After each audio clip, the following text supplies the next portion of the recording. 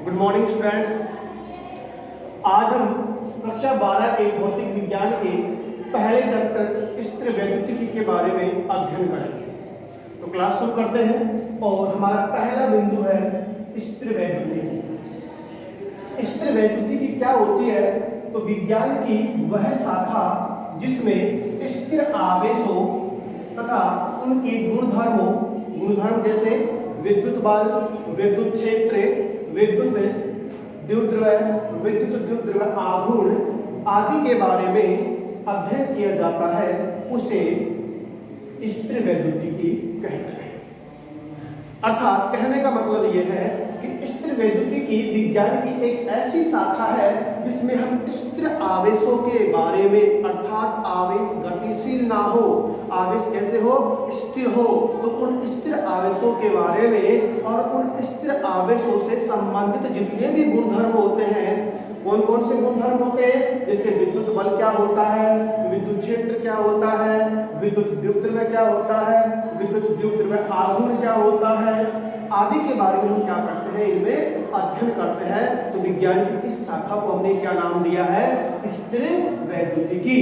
क्या नाम दिया गया है? स्थिर वैद्युतिकी।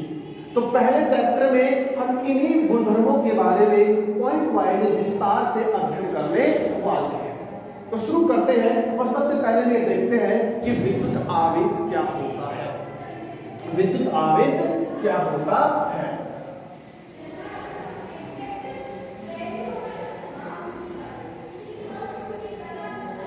विद्युत आवेश, विद्युत आवेश क्या होता है? मान लीजिए कि मेरे पास में कोई वस्तु है, ये मान लीजिए कि मेरे पास में एक वस्तु है, एक द्रव्य है, द्रव्य अर्थात कोई पदार्थ है, और मान लीजिए कि कोई दूसरी वस्तु और है जिसको मैं इस वस्तु के पास लेकर आ रहा हूं। जब मैं इस वस्तु के पास दूसरी वस्तु को पहली वस्तु के पास लेकर आ रहा हूं, तो यहां पर इनमें सामान्यतः अगर प्रतिकर्षण बल लगता है, अगर दोनों वस्तुओं के मध्य में प्रतिकर्षण बल लगता है, तो यहाँ पे इन पदार्थों में जो प्रतिकर्षण बल हो रहा है वो एक विशेष गुण के कारण हो रहा है, और उस विशेष गुण को ही हम क्या कहते हैं? विद्युत आवेश कहते हैं। विद्युत आवेश कहते हैं। अर्थात किसी द्रव्य या पदार्थ का वह गुण, जिसके कारण कोई द्रव्य किसी अन्य द्रव्य या वस्तु के कारण प्रतिकर्षण बल का अनुभव करता है, उस गुण को, पदार्थ के उस गुणधर्म को विद्युत आवेश कहते हैं। और अगर किसी में ये गुण पाया जाता है, किसी द्रव्य में ये गुण पाया जाता है, तो उस द्रव्य के चारों ओर एक निश्चित क्षेत्र होता है, उस द्रव्य के चारों ओर एक निश्चित क्षेत्र पाया जाता है, और ये जो गुण होता है इस क्षेत्र तक ही काम करता है। ये जो गुण होता है वो इस क्षेत्र तक ही प्रभावी होता है, और इस क्षेत्र को नाम दिया जाता है विद्युत क्षेत्र। अर्थात यदि किसी द्रव्य में किसी दूसरे द्रव्य को प्रतिकर्षण करने का गुण है, तो हम उस गुण को क्या नाम देते हैं? विद्युत आवेश नाम देते हैं। और जिस पदार्थ में विद्युत आवेश पाया जाता है उसके चारों ओर एक निश्चित क्षेत्र पाया जाता है, जिसको हम विद्युत क्षेत्र कहते हैं। और इस विद्युत क्षेत्र में जब किसी अन्य द्रव्य को, जिसके ऊपर भी विद्युत आवेश है, को लाया जाता है, तो उन दोनों के बीच में प्रतिकर्षण या आकर्षण, ध्यान से सुनिए, प्रतिकर्षण या आकर्षण बल लगता है। अर्थात दोनों आकर्षण या प्रतिकर्षण का अनुभव करते हैं। लेकिन विद्यार्थियों ध्यान देना यहाँ पे एक बात का, कि यदि आप किसी दो वस्तुओं के मध्य में आकर्षण बल के आधार पर ये चाहते हो कि आकर्षण बल के आधार पर हम इस बात का निर्धारण करें कि उन पर विद्युत आवेश है, तो ये संभव नहीं है। क्यों संभव नहीं है? क्योंकि विद्युत आवेश के कारण आकर्षण या प्रतिकर्षण बल लगता है, ये बात सही है, लेकिन आकर्षण बल तो दो पिंडों के मध्य या वस्तुओं के मध्य गुरुत्वाकर्षण बल के कारण भी तो होता है। अर्थात दो द्रव्य पदार्थों के मध्य गुरुत्वीय बल लगता है और इस गुरुत्वीय बल के कारण ही उनके मध्य में आकर्षण बल लगता है। लेकिन प्रतिकर्षण बल जो होता है वो मुख्यतः आवेश के कारण ही होता है। तो इन सब चीजों को पढ़ने के बाद हम ये निर्धारित कर पाते हैं कि विद्युत आवेश क्या होता है। तो किसी द्रव्य, ध्यान से सुनिए, किसी द्रव्य या पदार्थ का वह गुण, किसी द्रव्य या पदार्थ का वह गुण जिसके कारण वह अपने चारों ओर विद्युत क्षेत्र उत्पन्न करता है तथा किसी अन्य द्रव्य के कारण आकर्षण या प्रतिकर्षण बल का अनुभव करता है, उस गुण को विद्युत आवेश कहते हैं। लेकिन विद्युत आवेश का निर्धारण मुख्यतः प्रतिकर्षण बल के आधार पर ही किया जाता है। कारण क्योंकि आकर्षण बल जो होता है ये तो गुरुत्वीय बल के कारण भी लगता है, लेकिन गुरुत्वीय बल इतना प्रभावी नहीं होता है। तो ये तो बात हो गई कि विद्युत आवेश क्या होता है। अब आगे बढ़े तो याद रखो विद्युत आवेशों के बारे में, विद्युत आवेशों के बारे में सबसे पहले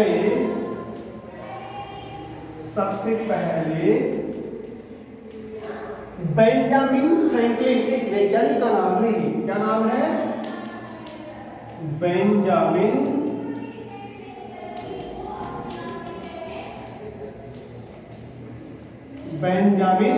फ्रैंकलिन विद्युत आवेशों के बारे में सबसे पहले बेंजामिन फ्रैंकलिन ने बताया था। इसके आधार पर बेंजामिन फ्रैंकलिन ने आवेशों को दो प्रकार का बताया। पहला जो आवेश था वो था धनात्मक आवेश, और इसे प्लस से प्रदर्शित किया जाता है। दूसरा जो होता है वो होता है ऋणात्मक आवेश, और इसे ऋणात्मक चिन्ह अर्थात माइनस से प्रदर्शित किया जाता है। तो दो प्रकार के आवेश होते हैं, एक होता है धनात्मक आवेश और दूसरा होता है ऋणात्मक आवेश। दोनों के बारे में सबसे पहले किसने बताया? बेंजामिन फ्रैंकलिन ने। ये वैज्ञानिक का नाम है। ये दो प्रकार के आवेश होते हैं। अब दोनों जो आवेश होते हैं इनके मध्य में पहली बात तो दो ही आवेश होते हैं और इन दोनों आवेशों के मध्य में या तो आकर्षण बल लगता है या फिर प्रतिकर्षण बल लगता है। अब कौन से आवेशों के मध्य तो आकर्षण बल लगेगा और कौन से आवेशों के मध्य प्रतिकर्षण बल लगेगा, इस बात का हम निर्धारण कर सकते हैं। बेसिकली मैं आपको बता दूं, आप याद रखो कि जो सजातीय आवेश होते हैं, सजातीय आवेश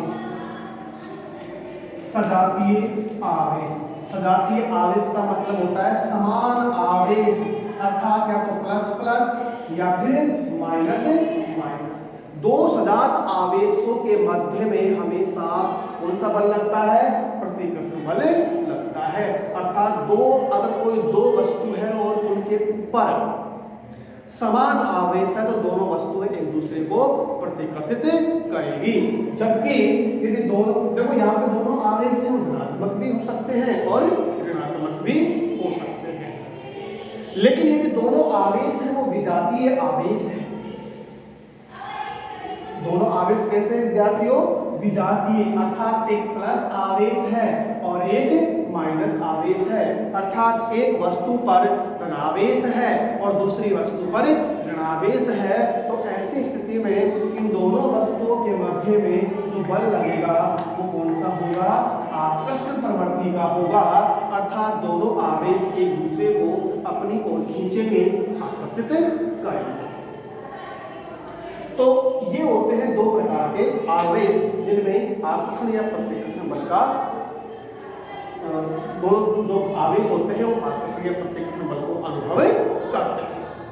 अब हम आगे बढ़े तो अब सवाल ये आता है कि सर वस्तुओं के ऊपर आवेश उत्पन्न होता कैसे है। हालांकि मैं आपको बताऊंगा, सिद्ध करके बताऊंगा कि दो वस्तुओं के मध्य में जो सजातीय आवेश होते हैं उनमें प्रयोग द्वारा हम सिद्ध करेंगे कि सजातीय आवेशों के मध्य में प्रतिकर्षण, जबकि विजातीय आवेशों के मध्य में आकर्षण बल लगता है। इस बात को हम सिद्ध करेंगे। चलो पहले इसी के बारे में अध्ययन कर लेते हैं। तो हमारा अगला जो बिंदु है वो है सजातीय आवेशों के मध्य आकर्षण या प्रतिकर्षण बल। आवेशों के मध्य आकर्षण या प्रतिकर्षण बल। तो सजातीय आवेशों के मध्य जो समान आवेश होते हैं उनके मध्य प्रतिकर्षण बल लगता है, और विजातीय जो होते हैं उनके मध्य में आकर्षण बल लगता है। तो इसको हम एक प्रयोग के द्वारा सिद्ध कर सकते हैं।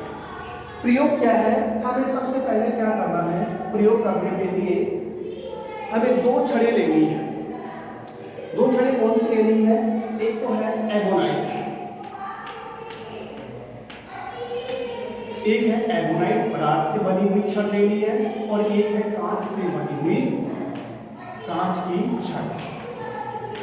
ये दो छड़ लेनी है, एबोनाइट छड़ और एक हमें लेनी है कांच की छड़।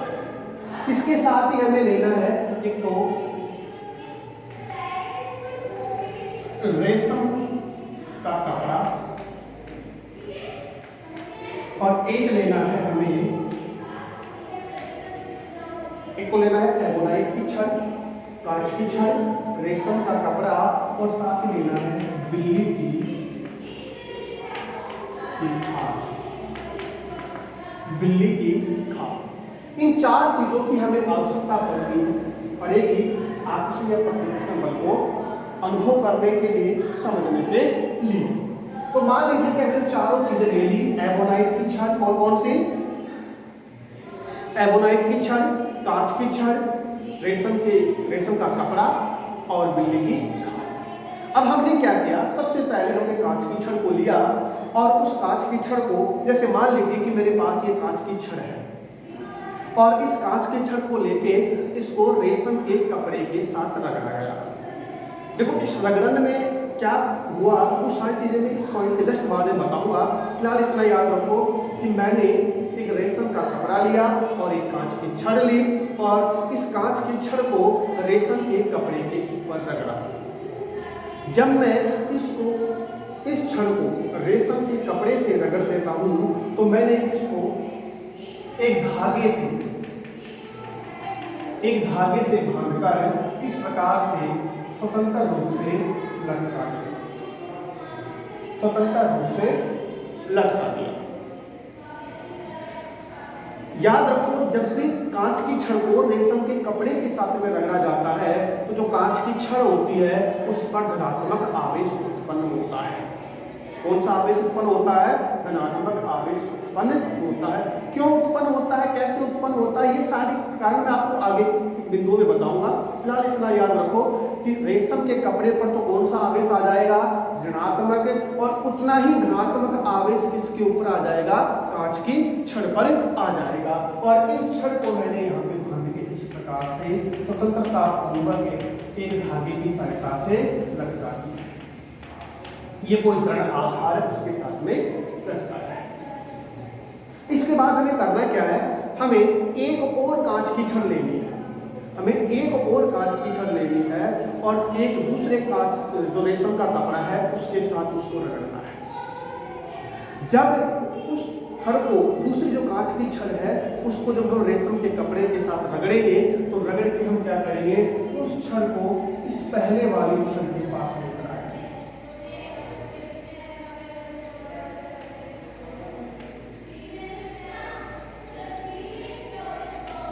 तो जाहिर सी बात है कि अगर मैंने उस छड़ के ऊपर प्लस चार्ज माना है तो इसके ऊपर भी प्लस चार्ज ही होगा। तो देखो इसके ऊपर भी प्लस चार्ज ही क्यों होगा, क्योंकि मैंने देखो दोनों स्थितियों में समान प्रक्रिया की है। पहली छड़ को भी जो कांच की छड़ है उसको भी रेशम के कपड़े से ही रगड़ा है, दूसरी जो छड़ है उसको भी मैंने कांच के कपड़े से ही रगड़ा है। तो जाहिर सी बात है, जो समान प्रक्रिया की है, दोनों छड़ों के ऊपर जो आवेश उत्पन्न हुआ होगा वो भी समान होगा, और इस आवेश को हम क्या मान के चलते हैं, धनात्मक मान के चलते हैं। जो परिपाटी बनी हुई है उसके हिसाब से हम इसको धनात्मक आवेश मानते हैं। जब हम इस छड़ को पकड़कर पहली वाली छड़ के पास लाए, कौन सी छड़ है, कांच की छड़ है, और ये भी क्या है, कांच की छड़ है। जब पहली छड़ को दूसरी छड़ के पास लेकर आए तो हमने पाया कि दोनों छड़ें हैं वो एक दूसरे से दूर हटती है, यानी कि ये वाली छड़ इसको पीछे की ओर धकेल देती है, यानी कि यहाँ पे इन दोनों के मध्य में प्रतिकर्षण हो रहा है। क्या हो रहा है, प्रतिकर्षण हो रहा है, अर्थात दोनों वस्तुओं के मध्य में प्रतिकर्षण बल लग रहा है। इसके कारण यहाँ पे छड़ है पहले दूसरी छड़ को दूर हटा देती है। यही काम हम करते हैं किसके लिए, एबोनाइट की छड़ के लिए। तो अब दूसरी बात देखो, अब की बार हमने क्या किया,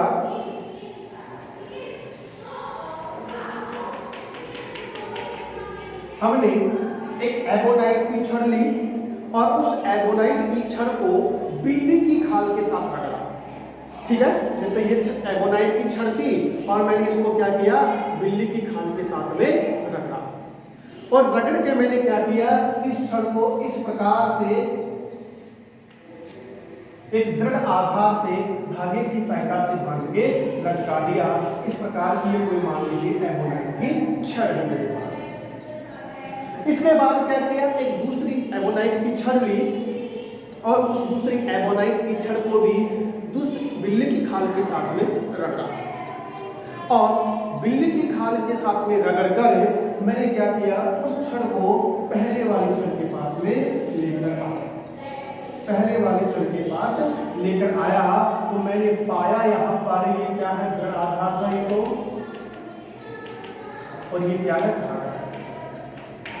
मैंने क्या पाया कि अब की बार भी वही प्रक्रिया हो रही है, अर्थात जो पहले वाली छड़ है वो दूसरी छड़ से प्रतिकर्षित हो रही है, अर्थात यहाँ पर भी इनके मध्य में क्या लग रहा है, प्रतिकर्षण बल लग रहा है।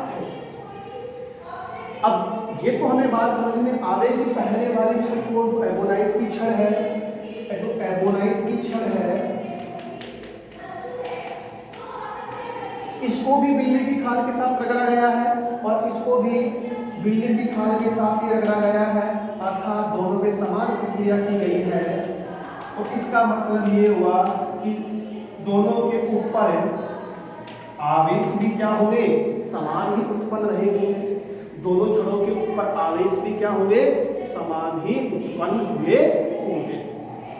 जो परिपाटी है उसमें ये मानते हैं कि यहाँ पर छड़ के ऊपर जो आवेश होता है वो कौन सा होता है, ऋणात्मक होता है। कौन सा आवेश होता है, ऋणात्मक आवेश होता है। तो बिल्ली की खाल पर उतना ही क्या होगा, धनात्मक आवेश होगा। तो इन दो चित्रों के माध्यम से जो पहले बना चुका हूं, और ये वाला जो पहले कांच की छड़ के लिए बनाया और ये एबोनाइट की छड़ के लिए बनाया है, इन दोनों चित्रों से हमें एक बात स्पष्ट हो गई कि अगर कोई दो वस्तुओं के ऊपर समान आवेश होता है, चाहे वो धनात्मक आवेश हो जैसे कांच की छड़ के ऊपर थे, और या फिर ऋणात्मक आवेश हो जैसे एबोनाइट की छड़ पर है, तो इन दोनों ही प्रक्रियाओं में क्या होता है, इनके मध्य में प्रतिकर्षण बल लगता है। अर्थात हम यहाँ पे कह सकते हैं कि दो सजातीय आवेशों के मध्य हमेशा प्रतिकर्षण बल ही लगता है। अब बात करें हम विजातीय आवेशों के लिए। अब की बार हमने क्या किया, एक कांच की छड़ को लिया और उस कांच की छड़ को हमने एक कांच की छड़ ली और उस कांच की छड़ को हमने रेशम के कपड़े के साथ रगड़ा। रेशम के कपड़े के साथ रगड़ा तो पहले बता चुका हूं कि कांच की छड़ है उसके ऊपर धनावेश आ जाएगा और उस कांच की छड़ को मैंने यहाँ पर इस प्रकार से एक दृढ़ आधार पर धागे से बांधकर लटका दिया है। इसके ऊपर कौन सा चार्ज है भाई? प्लस चार्ज है और ये है धागा और ये है क्या? कांच की छड़। क्या है ये? कांच की छड़ है और ये क्या है? कोई दृढ़ आधार है। क्या है ये? दृढ़ आधार है और उस दृढ़ आधार पर कांच की छड़ को जो कि आवेशित है अर्थात इसमें आवेश आ चुका है उसको धागे से बांधकर लटका दिया गया है। इसके बाद क्या करेंगे? हम क्या करेंगे? अब की बार एक एवोनाइट की छड़ लेंगे और एवोनाइट की छड़ को लेकर अब की बार हम उसे बिल्ली की खाल के साथ रगड़ेंगे। जब हम उसे बिल्ली की खाल के साथ रगड़ेंगे तो जाहिर सी बात है, पहले ही बता चुका हूं कि उस पर कौन सा आवेश आएगा? उस पर ऋणावेश आ जाएगा। जब उस पर ऋणावेश आ जाएगा तो मैं क्या किया? उस एवोनाइट की छड़ को, ये कौन सी छड़ है भाई? ये एवोनाइट की छड़ है।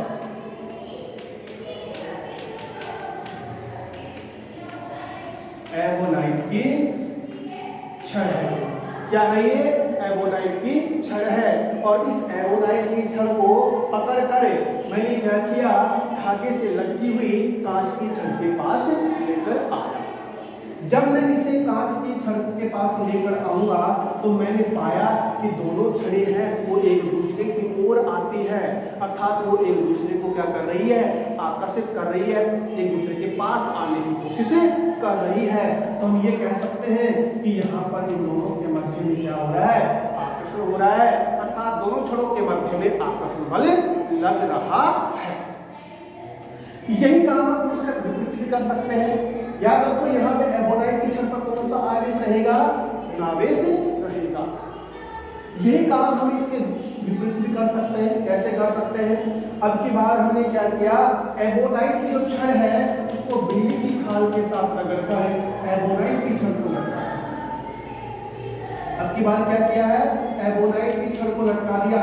इसके ऊपर कौन सा चार्ज मानेंगे? ऋणावेश मानेंगे। और जो कांच की छड़ जो है जो रेशम के कपड़े के साथ रगड़ी गई है हम उसे, इसके ऊपर प्लस चार्ज है, हम उसको हाथ में पकड़कर कांच की जो एवोनाइट की छड़ है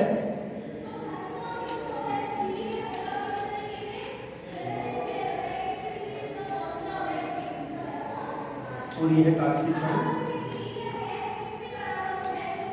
क्या करेंगे? जो एवोनाइट की छड़ जो कि ऋणावेशित है और ये कांच की छड़ जो कि धनावेशित है, क्योंकि तो देखो भाई दोनों के साथ अलग अलग प्रक्रिया की है ना। एक को बिल्ली की खाल के साथ रगड़ा गया है एवोनाइट की छड़ को और कांच की छड़ को रेशम के कपड़े के साथ रगड़ा गया है। ये तो कॉमन सेंस कहता है कि जब दोनों के साथ अलग अलग काम किए गए हैं दोनों पर आवेश भी क्या होंगे? अलग अलग होंगे। तो कांच की छड़ पर हम कौन सा मानते हैं? प्लस मानते हैं। तो हमने यहाँ पर भी पाया कि जब मैं इस छड़ को इस छड़ के पास लेकर आता हूँ तो यहाँ पर भी दोनों के मध्य में आकर्षण लगता है अर्थात दोनों छड़ें एक दूसरे को अपनी ओर खींचने की कोशिश करती हैं अर्थात यहाँ पर भी क्या लगता है? आकर्षण। तो विद्यार्थियों मैंने आपको 4 चित्र बनवाए हैं यहाँ पे। पहला चित्र कौन कौन सा? 2 कांच की छड़ों के लिए, दूसरा 2 एवोनाइट की छड़ों के लिए, तीसरा एक एवोनाइट और एक कांच की छड़ के लिए जिसमें कांच की छड़ धागे से लटकी हुई थी और चौथा जिसमें एवोनाइट की छड़ है वो धागे से लटकी हुई है और कांच की छड़ को उसके पास लाया जा रहा है।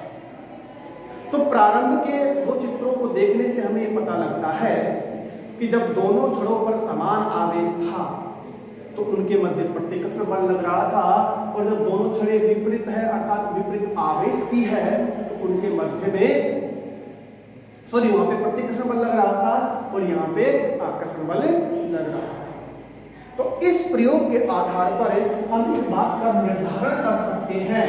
क्या निर्धारण कर सकते हैं? कि सजातीय आवेशों के मध्य में, सजातीय आवेशों के मध्य तो समान आवेश होते हैं उनके मध्य प्रतिकर्षण जबकि विजातीय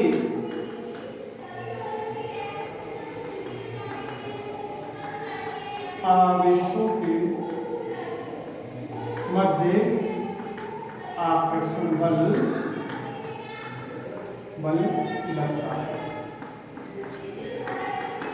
अर्थात कहने का मतलब ये हुआ कि अगर दो कोई आवेश सजातीय है, यानी प्लस प्लस वाले भी हो सकते हैं या फिर माइनस माइनस वाले भी हो सकते हैं, तो ऐसे आवेशों के मध्य में हमेशा क्या रहेगा, प्रतिकर्षण बल लगेगा। ठीक उसी प्रकार से अगर एक प्लस और एक माइनस या एक माइनस या एक प्लस है, तो ऐसी स्थिति में इनके बीच में हमेशा आकर्षण बल कार्य करेगा। तो इस प्रयोग से इस बात का हम सिद्ध कर चुके हैं।